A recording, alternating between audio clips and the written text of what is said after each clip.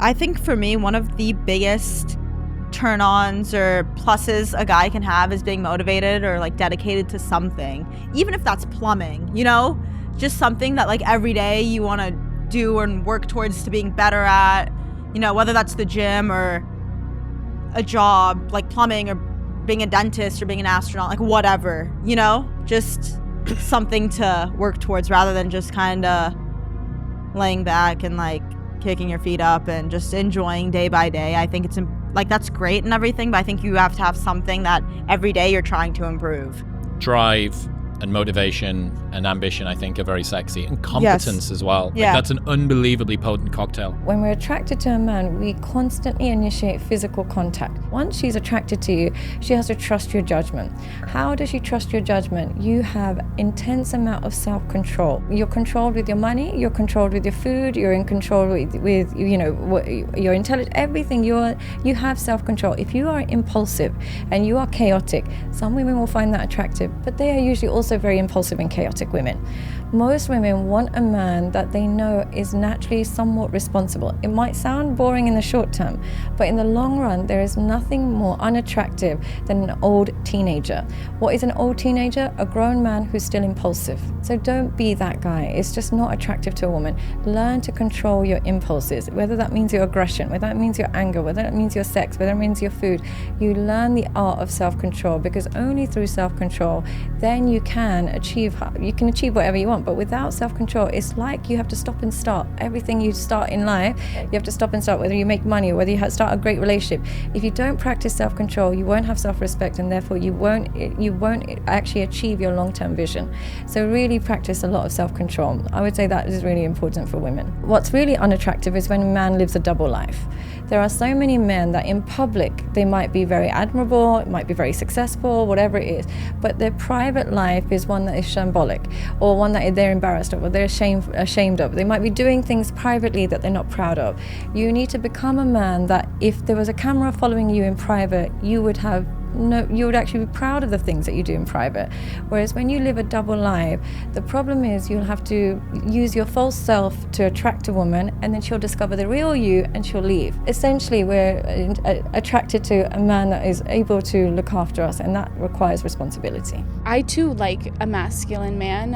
It's the most important thing to me. The idea of toxic masculinity can't actually exist, because masculinity in and of itself is not toxic. It's the opposite of toxic. It's noble, it's stoic, it's strong, it's like a pillar for the family. It's the most beautiful thing that needs to be celebrated, encouraged, and like implemented back into our boys, into society. It's being in tune with your feelings, and not running away, and taking charge, and being a man, stepping up. A masculine man you could describe as like a rock.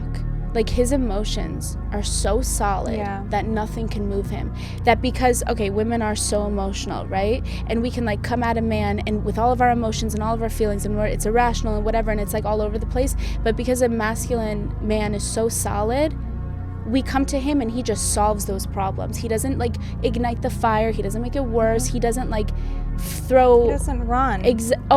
He absolutely doesn't run. Like, a masculine man sits there and he gives you solutions. Yeah. That's what masculinity is. If we don't have dads in the home, society will fall apart. It's already happening. We need moms. We need dads. We need the family unit. It is the most important thing. Like, we got to get away from this idea that we can all be single, alone, away from each other, and that like we need each other. Men are soft. Men are weak. When I say men are soft and men are weak, I'm not saying physically. I'm saying mentally. Their ego is higher. Their beast could be probably all over them. Learning how to contain and master that and pet him. You are only raising up. You're not downgrading yourself by hiding that beast. You have a beast. Walk with a lion in the streets. Everyone will fear you more than the lion. Make her know. She has to know. She has to see that beast, but outside, not with her. When you think that you're strong as a man by letting that aggression outside in public with your friends, with your family, with your partner, you're not a man. You're a boy. A man who knows how to contain that beast and show him when it's time to show. Men are very simple, very, very simple and very, very easy. 2 things: give to a man respect, appreciation. That's it. We don't hear appreciation that much as men, but it's very, very touchy for us. It's very, very important. It reaches our soul. The moment you say thank you for something that we do, the moment, and it's a way that a woman teaches a man that do more of this. I want you to do it more. When you tell me thank you, when you tell me like, wow, you're working so hard, we really appreciate that. You know, when I go back home and my wife tells me this, the next day, tomorrow is my off day. I'm ready to go back to work and conquer the world just because she said this to me. This is appreciation. It makes us go 10 times stronger and fight outside.